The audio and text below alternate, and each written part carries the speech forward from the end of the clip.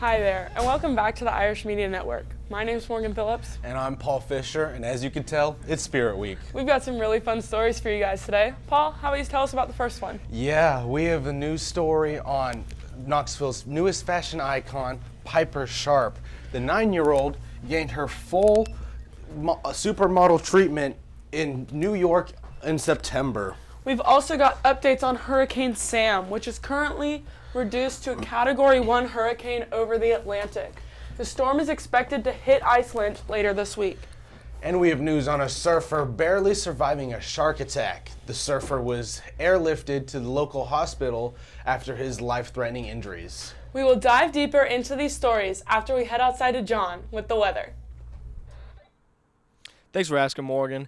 Today it is very sunny and it's hot and a little bit humid, but today we should see highs in the upper 70s and lows in the upper 50s. And throughout the week we should see it begin to be cloudy and rainy, but then in the end we should see it start to be sunny. But on Saturday it'll still be a little bit partially cloudy.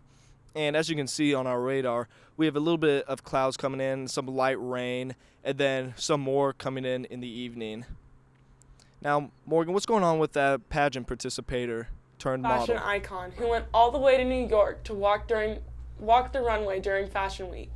Piper Sharp, a 9-year-old from Blount County Elementary School, is an avid pageant participator in the Knoxville area.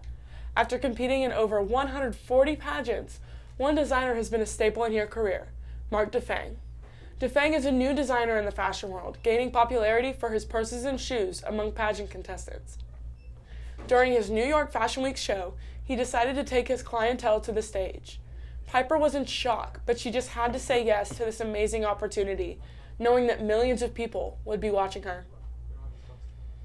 I just know that Mark, the designer, wanted me to walk for him, and I thought that was the coolest thing in the world. You're modeling in front of millions of people, and it's not millions of people inside of the room, but there's millions of people watching the television, watching it happen.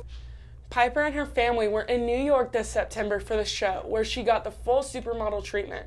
Before going on the runway, Piper knew she would experience a new world, but was up for the challenge. Piper got to keep her outfit from the show and is more than thankful for the experience. She hopes to continue modeling in the near future.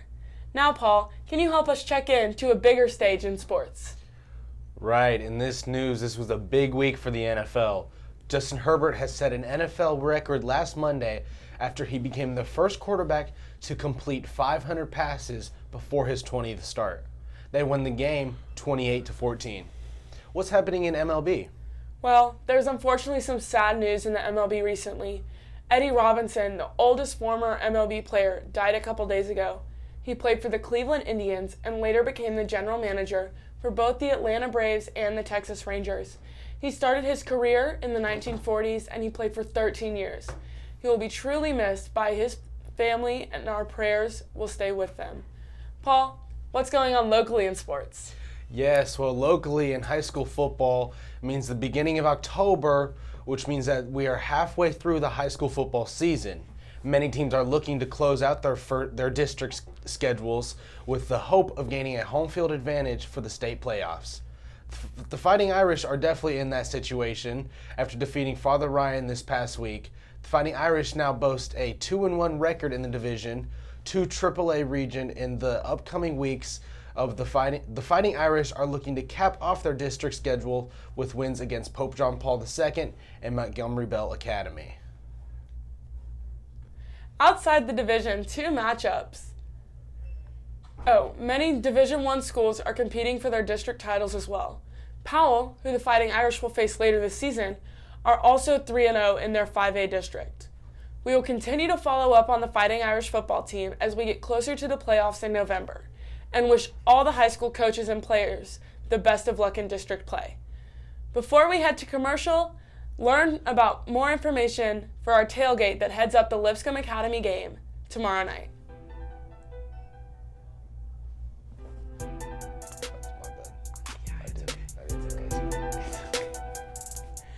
And then you stop talking.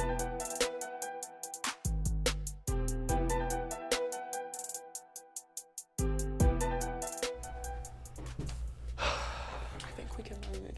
But it's safer than smoking. Not really, because if you vape, you're 4 times more likely to start smoking cigarettes anyway. 4 times is nothing, bro. Sure it is. Imagine having 4 times as many cats. Or 4 times worse vision. Or 4 times more of Kyle. Whoa, that's a lot. If you vape, you're 4 times more likely to start smoking cigarettes. On Monday, China sent 52 fighter jets to the self-ruled island of Taiwan. This is continuing 3 days of heavy military harassment against Taiwan.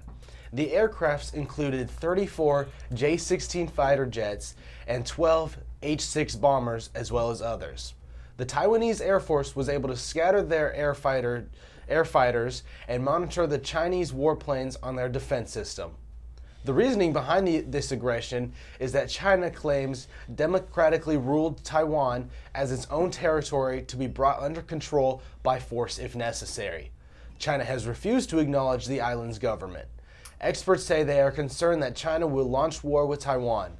The latest maneuver brings a total of 814 recent flights by the Chinese government. The Chinese Ministry of Foreign Affairs said that the U.S. selling weapons with Taiwan, as well as having ships patrolling the Taiwan Strait, was harmful to the U.S. and China relations. Taiwan, on the other hand, is showing no signs of backing down, and they say if China is going to wage war on Taiwan, we will fight to the end, and that is our commitment.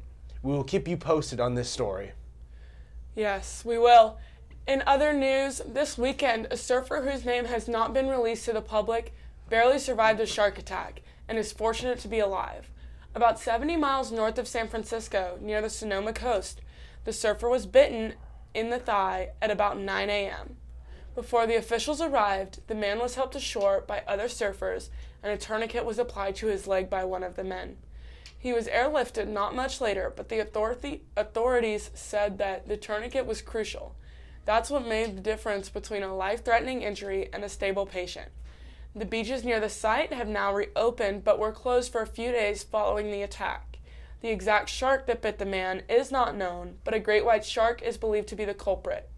The state's Department of Fish and Wildlife is working to collect data from the wound and the wetsuit the man was wearing to establish what a species has wounded the surfer. John, how about you tell us about another tropical situation? Well, Morgan, Hurricane Sam has been developing for quite some time now, and it first started in the South Atlantic Ocean and passed east of Bermuda. And we should see Hurricane Sam's trail hit Iceland on Saturday this weekend. Now, on to Morgan and Paula over at the desk. That is all we have for you guys today, and thank you for tuning into the Irish Media Network. Be sure to check back next week for more updates. Also, don't forget to follow us on all social medias to keep updated. Go Irish!